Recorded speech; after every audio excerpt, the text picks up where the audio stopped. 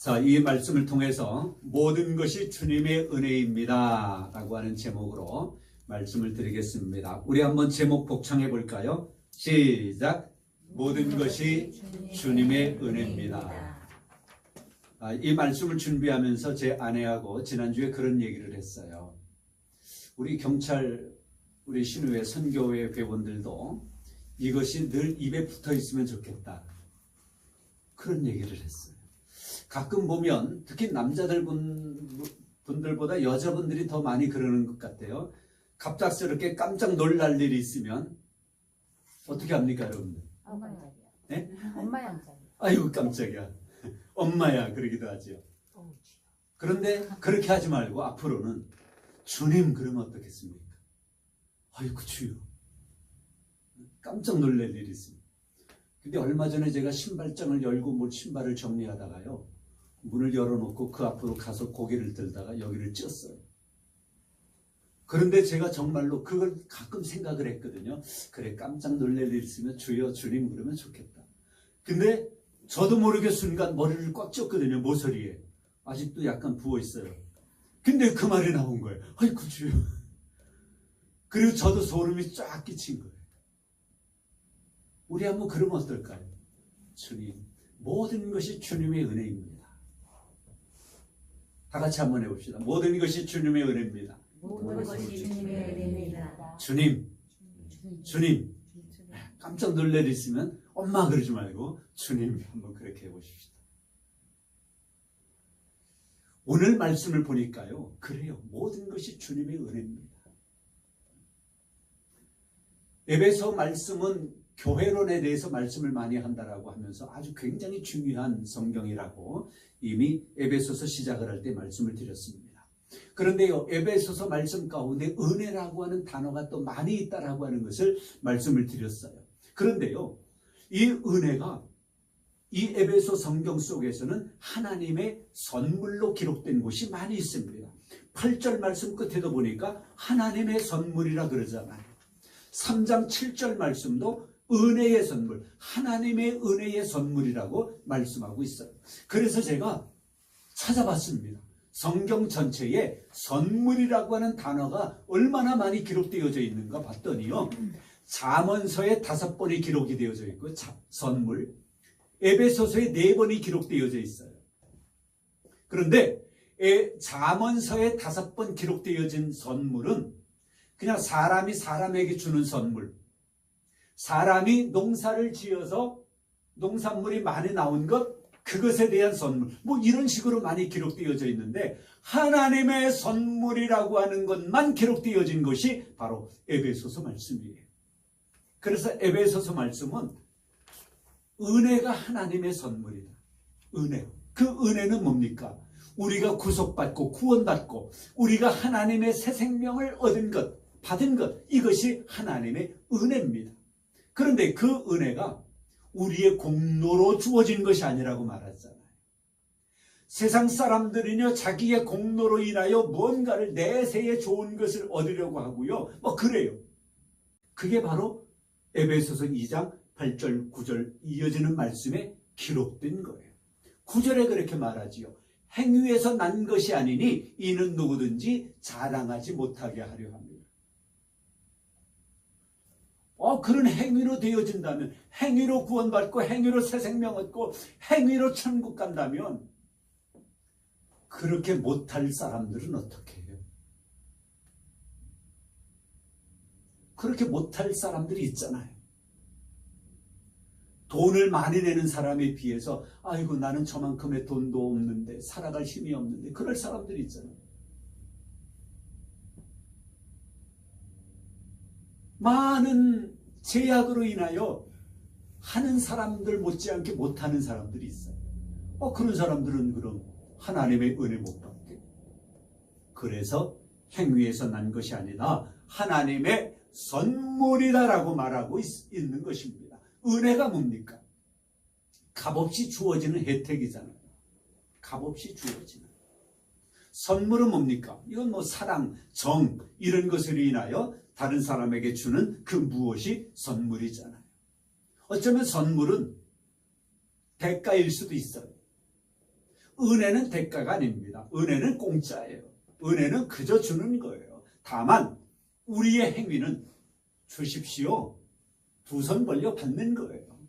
어린아이들에게 사탕을 주면 두 손으로, 그러죠 엄마들이요. 두 손으로 받는 거예요. 그런데 두 손, 한 손이라도 받지 않으면 어른들이 사탕 주는 거 받지 못하는 거예요. 우리는 다만 믿음으로 그 예수 그리스도를, 그 하나님을 우리의 마음에 모셔드리는 거예요. 그것만으로 되는 거지요. 그런데요, 에베소서 말씀은 아주 놀랍게도요, 이러한 은혜의 선물을 과거, 현재, 미래형으로 나눠서 이야기하고 있다는 거예요. 그래서 에베소서 말씀드릴 때 첫 번째 본 게 그거예요.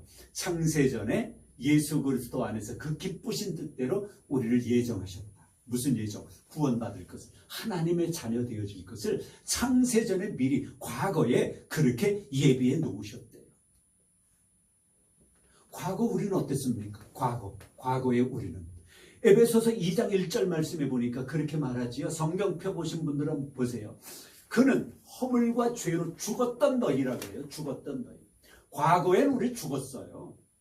우리의 목숨이 생물학적인 생명이 죽은 것이 아님을 알지요. 하나님과의 관계 단절이에요. 과거에는 하나님과의 관계가 단절된 상태에 놓여 있었습니다.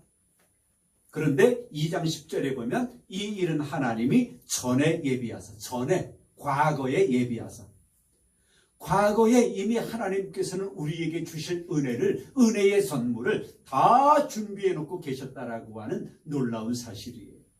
그리고 현재는 지금 우리를 살리고 우리를 붙드시는 은혜로 우리와 함께 하십니다. 예수님이 탄생하실 때에 그의 이름 둘 중에 하나가 임마누엘이지요. 하나님이 우리와 함께 하심이라고 하는. 그래서 은혜는 나의 어떠함의 근거로 되어지는 것이 아니라 하나님께서 과거에 다 설계해 놓은 것대로 그대로 되어지는 것인데, 현재는 우리는 하나님께서 우리를 붙드시는 은혜로 우리와 함께 하신다라고 하는 겁니다. 그게 2장 5절 말씀에 보니까 우리를 그리스도와 함께 살리셨고 일으키시고 앉히시고 지금 우리는 하나님과 함께하는 삶을 살아가고 있는 거예요. 1장 7절 말씀에도 우리는 그리스도 안에서 그의 은혜의 풍성함을 따라, 하나님이 주시는 은혜의 풍성함을 따라 우리는 지금 살아가고 있습니다. 제가 부활절 때 설교하면서 언급한, 인용한 성경이기도 한데요. 요한복음 10장 10절 말씀에 보니까 내가 온 것은 양으로, 양은 우리를 말합니다. 내가는 예수님이 오신 것은 양으로 생명을 얻게 하고, 그것으로 끝날까요? 아니에요. 더 나갑니다. 생명을 얻게 하고 더 풍성케 하려 함이라, 그렇게 말씀하고 있습니다. 하나님이 우리에게 오신 것, 예수의 몸을 입고 우리에게 오신 것은 우리에게 생명을 얻게 하는 것으로 끝나는 것이 아니라 우리가 살아가고 있는 현재의 삶을 더욱더 풍성하게 하려 하는 것이라고 성경은 말씀하고 있어요. 그러니 우리는 모든 것이 주님의 은혜입니다 고백하면서 오늘도 하나님 앞에 감사하면서 살아갈 수 있는 하나님의 사람들이 되어야 하는 거지요. 저는 여기 예배 내려오기 전에 기자실에 계시던 조효역 집사님 계시지요. 그분이 이제 국회로 가셨는데요.